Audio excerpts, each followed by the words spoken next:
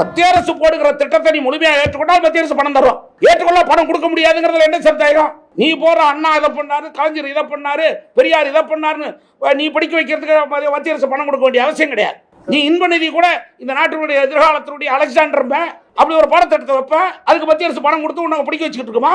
முதலமைச்சருடைய அத்தனை கோரிக்கைகளும் மத்திய அரசு நிதி கொடுக்கலன்னு சொல்றது, மத்திய அரசு என்னென்ன திட்டங்களுக்கு எங்களுக்கு வந்து ஒதுக்கலன்னு சொல்றது, இது எல்லாம் சீஃப் செக்ரட்டரி உட்காந்து பேசணும். எல்லாத்துக்கும் கொடுத்தது என்ன நீ ஏற்றுக்கிட்டியா? ஏன் நான் எங்க திட்டத்தில் பிஎம் சிட்டி திட்டம், அது பிஎம் சிட்டி திட்டத்தினுடைய கண்டிஷன் ஒத்துக்கோ. மற்ற மாநிலத்தை எது ஏற்றுக்கிட்டா நாங்கள் கொடுத்துருக்காங்க, நீ ஏற்றுக்கல.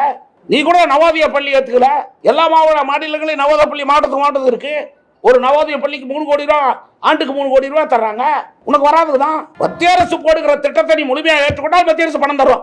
ஏற்றுக்கொள்ள பணம் கொடுக்க முடியாதுங்கிறதுல என்ன சந்தேகம்? எதுக்கு மாணவர்களுக்கு இதை படிக்க சொல்லு? இல்ல படிக்க சொல்லுங்க சார்.